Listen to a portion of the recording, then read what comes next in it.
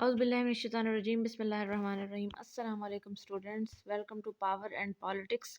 मैं आप सबकी टीचर और आप सबकी दोस्त आंसर सलीम एक बार फिर आपकी खिदमत में हाजिर हूँ और बहुत बहुत वेलकम है आप सबका मेरे चैनल के ऊपर। और आज का जो हमारा टॉपिक है वो है comparative study of foreign policy या comparative approach of foreign policy. इससे पहले जो है वो हमने फॉरेन पॉलिसी को डिटेल में पढ़ा है, उसकी जो है वो टूल्स एंड टर्म्स को पढ़ा है।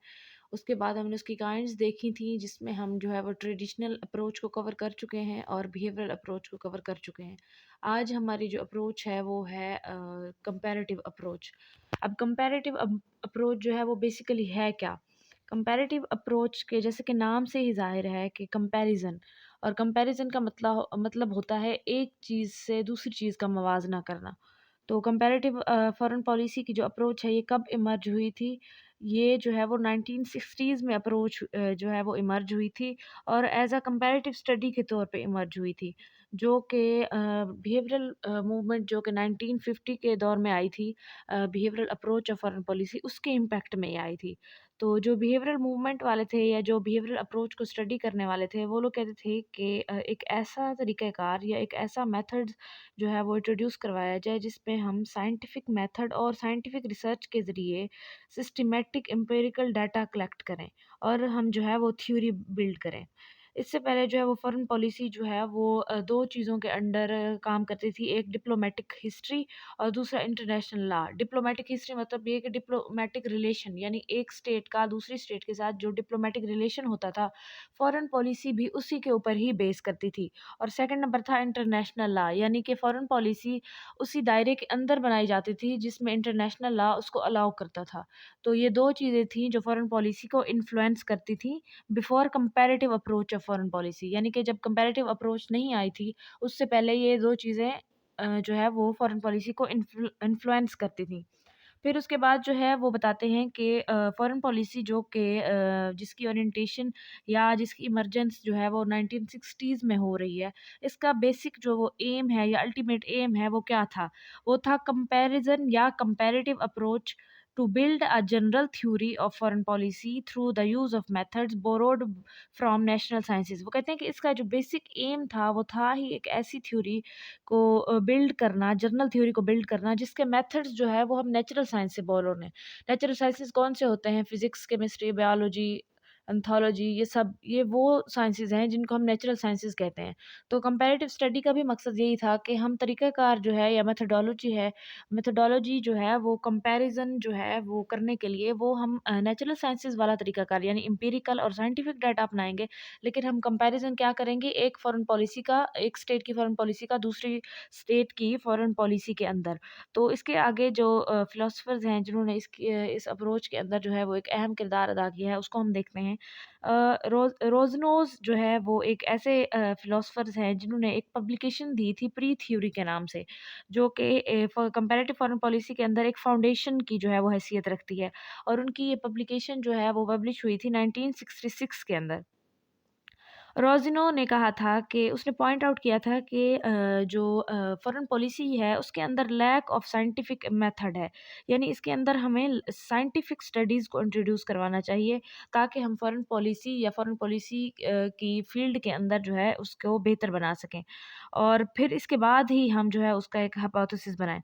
फिर उन्होंने कुछ जो है वो सीरीज़ ऑफ वेरिएबल्स दिए थे कि जिनके थ्रू हम फ़ॉरेन पॉलिसी को जो है वो बेहतर तरीके से कंपैरिज़न कर सकते हैं। नंबर 1 है आइडियोसेंटेरिक, नंबर 2 है role, governmental, societal and systematic. ये एक ऐसे वेरिएबल्स थे जो कि मेन सोर्स जो है वो फॉरेन पॉलिसी का हैसियत रखते थे और इनका जो मकसद था वो मेबी रिलेशंस जो है वो फॉरेन पॉलिसी के रिलेशंस को अंडर इन्वेस्टिगेशन के थ्रू जो है वो स्टडी करना था। अब उन्होंने कुछ आगे और भी जो है वो जो वेरिएबल्स हैं उनको भी इंट्रोड्यूस करवाया, जिसमें था size, development and political accountability. Rosenau जो थे उन्होंने एक आर्टिकल लिखा था कंपैरेटिव फॉरेन पॉलिसी के नाम से, जो कि 1968 के अंदर उनका पब्लिश हुआ था, जिसके अंदर उन्होंने ब्रॉडली जो है वो फॉरेन पॉलिसी या कंपैरेटिव फॉरेन पॉलिसी को जो है वो डिफ़ाइन किया था। वो कहते हैं कि जो फ़ील्ड ऑफ फॉरेन पॉलिसी है ये एक नॉन कंपैरेबल और कम्प्लीमेटिव सिग्नल के तौर पे स्टडी की जाती है और बहुत सालों से हम ऐसे ही फॉर मैनी डिकेड्स हम ऐसे ही पढ़ते आ रहे हैं। यानी कि फॉरेन पॉलिसी के अंदर ना ही कोई कंपैरिज़न का हमें कॉन्सेप्ट मिलता है, ना ही हम उसको मॉडर्नाइज़ तरीके से या साइंटिफिक तरीके से पढ़ते हैं। इवन कि वो कहते हैं कि ये जो अप्रोच है ये इस काबिल भी हमें नहीं बनाती कि हम जो पर्सपेक्टिव्स हैं डिसीजन मेकर्स के उनको भी डिफरेंट तरीके से एक दूसरे दूसरे के साथ जो है वो कंपेयर कर सकें। तो इसीलिए जो है वो फॉरेन पॉलिसी को उन्होंने 2 तरीकों की डेवलपमेंट के अंदर जो है वो डिवाइड किया था। नंबर 1 था reflection of increasing importance of comparative studies in the analysis of domestic politics and the foreign policy. उन्होंने कहा कि ये जो है रिफ्लेक्शन है क्योंकि डोमेस्टिक पॉलिटिक्स के अंदर जो है वो उस वक़्त कंपैरिज़न होना शुरू हो गया था। तो वो कहते हैं कि फॉरेन पॉलिसी के अंदर जो कंपैरेटिव पॉलिटिक्स है वो उस चीज़ का रिफ्लेक्शन है क्योंकि डोमेस्टिक पॉलिटिक्स के अंदर अब कंपैरिज़न स्टार्ट हो गया है। नंबर 2 जो है वो rapid increase in number of nation states between 1945 to 1965 and the emergence of world wide problems. जो इसकी दूसरा फैक्टर है या दूसरा डेवलपमेंट का जो पॉइंट है वो ये है कि number of increasing of nation states. इसका क्या मतलब है कि वर्ल्ड वार 1 और वर्ल्ड वार 2 यानी 1945 के बाद तेज़ी से जो है वो नेशन स्टेट्स बढ़ रहे थे और वर्ल्ड वाइड प्रॉब्लम्स की इमरजेंस हो रही थी। तो एक ये भी फैक्टर है कि फॉरेन पॉलिसी के अंदर कंपैरेटिव स्टडी या कंपैरेटिव अप्रोच को जो है वो लाया जाना लाज़मी हो गया था। तो ये वो 2 फैक्टर बता रहे हैं। उसके बाद वो कह रहे हैं कि जो कंपैरेटिव फॉरेन पॉलिसी है, ये एक कंपैरिज़न है जो हमें कन्विंस करता है या हमें इस काबिल बनाता है कि हम उसकी मेथोडोलॉजिकल टर्म्स को जो है वो कंपेयर कर सकें। इसके अंदर जो है वो हम इन्वेस्टिगेट करते हैं फॉरेन पॉलिसी को इन डिफरेंट वेज़ के अंदर, डिफरेंट तरीकों के अंदर। ये जो है एक सूटेबल मेथड है जिसके अंदर हम टेस्ट हाइपोथेसिस बनाते हैं क्योंकि हमने बात की है कि कंपैरेटिव स्टडी के अंदर हम जो है वो नेचुरल साइंसेस से बोरो करते हैं तरीक़ाकार मेथोडोलॉजी।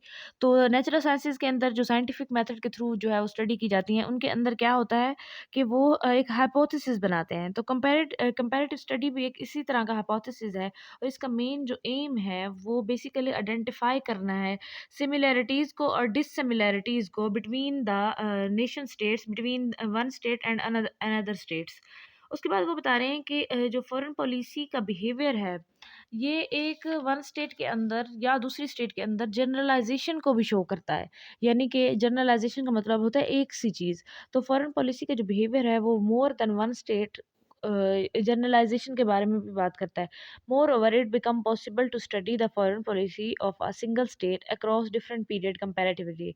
उसके बाद वो कहते हैं कि ये हमें इस काबिल भी बनाता है कि हम एक फॉरेन पॉलिसी यानी सिंगल फॉरेन पॉलिसी की स्टडी को डिफरेंट तरीकों से या डिफरेंट पीरियड के थ्रू जो है वो देख सकें। यानी कंपैरेटिव स्टडी जो है वो इतने सालों से कितनी चीज़ों से गुज़री है, उस काबिल भी हमें बनाता है।